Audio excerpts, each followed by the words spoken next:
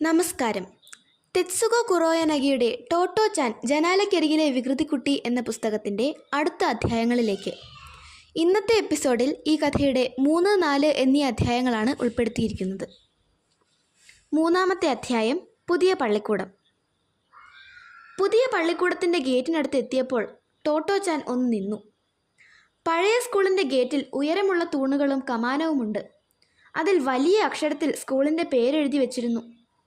ഇവിടെ വാതിലിൻ്റെ സ്ഥാനത്ത് കൊച്ചു കവരങ്ങളും പൊടിപ്പുകളുമുള്ള 2 കുറ്റികൾ മാത്രം. ഹായ്, വളരണ വാതില്! ടോട്ടോച്ചൻ അതിശയിച്ചു പോയി. ഇത് ടെലിഫോൺ പോസ്റ്റിൻ്റെ അത്രയും വളരുമോ? അവൾക്ക് കൗതുകം അടക്കാനായില്ല. അവൾ ധരിച്ചതുപോലെ അത് വാതിൽ തൂണുകളായിരുന്നില്ല, ശരിക്കും മരങ്ങൾ തന്നെയായിരുന്നു. തല ചിരിച്ചു പിടിച്ച് കാറ്റത്തൊരു വശം ഇളകിപ്പോയ ചൂണ്ടുപലകയിലെ അവ്യക്തമായ അക്ഷരങ്ങൾ അവൾ വായിച്ചെടുത്തു. ടോമോ ഗാക്വൻ. ടോമോ എന്നാൽ എന്താണെന്ന് അമ്മയോട് ചോദിക്കാൻ തുടങ്ങുമ്പോഴാണ് വഴിയോരത്തെ കുറ്റിക്കാടിനിടയിലൂടെ അവൾ അത് കണ്ടത്. ഹായ്! വർദ്ധിച്ച കൗതുകത്തോടെ അവൾ ചെടികൾ വകഞ്ഞു മാറ്റി. ഇലച്ചാർത്തുകൾക്കപ്പുറത്ത് അത് വ്യക്തമായി കാണാം. കൊച്ചു ടോട്ടോയ്ക്ക് അവളുടെ കണ്ണുകളെ വിശ്വസിക്കാനായില്ല.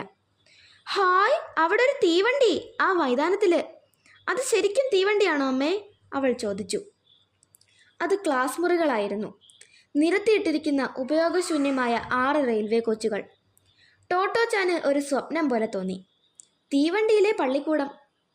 പ്രഭാതത്തിലെ ഇളം വെയിലിൽ റെയിൽ മുറികളുടെ ജനൽപ്പാളികൾ തിളക്കമാർന്നു. ഇലച്ചാർത്തുകൾക്കിടയിൽ വിടർന്നു നിന്ന അവളുടെ കുഞ്ഞു കണ്ണുകൾക്ക് അതിലേറെ തിളക്കം. 4-ാമത്തെ അധ്യായം. നിക്ക് ഈ സ്കൂൾ ഇഷ്ടായി. കൊച്ചു ടോട്ടോയ്ക്ക് സന്തോഷം കൊണ്ട് കാലുകൾ നിലത്തുറയ്ക്കാതായി. തീവണ്ടി സ്കൂളിനടുത്തേക്ക് അവൾ കുതിച്ചു. അമ്മയൊന്ന് വേഗം വന്നാട്ടെ, തീവണ്ടി അനങ്ങി തുടങ്ങും മുമ്പ് കയറണം, അവൾ തിരിഞ്ഞു നിൽക്കാതെ പറഞ്ഞു. അവൾക്കൊപ്പം എത്താൻ അമ്മയ്ക്ക് ഓടേണ്ടി വന്നു. ഭാഗ്യത്തിന് അവർ പണ്ടൊരു ബാസ്കറ്റ്ബോൾ കളിക്കാരിയായിരുന്നു. അതുകൊണ്ട് റെയിൽമുറിയുടെ വാതിൽക്കൽ വെച്ച് തുള്ളിച്ചാടി ഓടുന്ന ടോട്ടോച്ചാൻ്റെ ഉടുപ്പിൽ പിടികിട്ടി. അവൾ അകത്തേക്ക് കയറാനുള്ള തിടുക്കത്തിലാണ്. ടോട്ടോ നില്ലവിടെ, ഇത് തീവണ്ടിയല്ല, ക്ലാസ് മുറിയാ, അമ്മ വിലക്കി. അനുനയപൂർവ്വം അവർ തുടർന്നു. നീ ഇവിടെ ചേരാൻ പോണതേ ഉള്ളൂ, ഇപ്പോൾ അകത്ത് കയറിക്കൂടാ. പിന്നെ തീവണ്ടി സ്കൂളിലിരിക്കണമെങ്കിൽ നീ നമ്മൾ കാണാൻ പോകുന്ന ഹെഡ് മാസ്റ്ററുടെ മുന്നിൽ നല്ല കുട്ടിയായിട്ട് നിൽക്കണം, കേട്ടുല്ലോ. തീവണ്ടി മുറിയിൽ കയറാനാവാത്തതിൽ അവൾക്ക് നിരാശ തോന്നി. എങ്കിലും അമ്മ പറയും പോലെ കേൾക്കുന്നതാണ് നല്ലതെന്ന് ഉറച്ചുകൊണ്ട് അവൾ പറഞ്ഞു. നിക്ക് ഈ സ്കൂൾ നന്നേ ഇഷ്ടമായി. അമ്മയുടെ മനസ്സിൽ മറ്റൊന്നായിരുന്നു. മാസ്റ്റർക്ക് അവളെ ഇഷ്ടപ്പെടാതെ വരുമോ? ഉടുപ്പിലെ പിടിവിട്ട് കൊച്ചു ടോട്ടോയുടെ കയ്യിൽ മുറുക്കി പിടിച്ചുകൊണ്ട് ഹെഡ് മാസ്റ്ററുടെ മുറിയിലേക്ക് അവർ തിടുക്കത്തിൽ നടന്നു. ആദ്യത്തെ പീരീഡ് തുടങ്ങിക്കഴിഞ്ഞിരുന്നു. തീവണ്ടി മുറികളാകെ നിശബ്ദം. ഇടുങ്ങിയതെങ്കിലും ചുമരുകളില്ലാത്ത സ്കൂൾ മുറ്റത്ത് ചുറ്റും മരങ്ങൾ, ചുവപ്പും മഞ്ഞയും നിറത്തിലുള്ള പൂക്കളുടെ നീണ്ട നിരകൾ. ഹെഡ് മാസ്റ്ററുടെ മുറി തീവണ്ടിയിലായിരുന്നില്ല.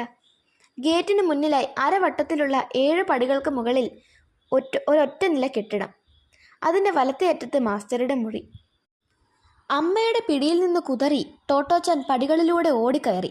7-ാമത്തെ പടിയിലെത്തിയപ്പോൾ എന്തോ ഓർത്തിട്ടെന്ന പോലെ പെട്ടെന്ന് തിരിഞ്ഞു നിന്നു.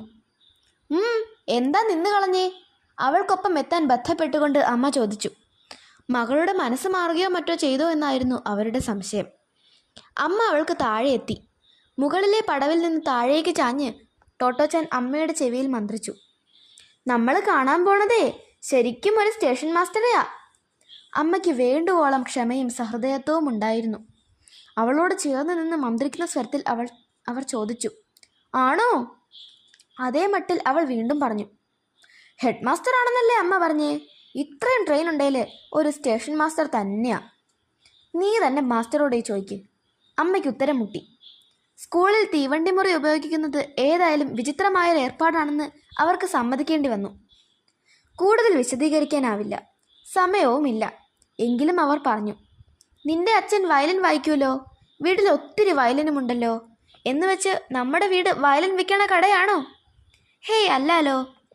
ഞൊടിയിടയിൽ അമ്മയുടെ തൊപ്പി കൈക്കലാക്കിക്കൊണ്ട് കൊച്ചു ടോട്ടോ പറഞ്ഞു.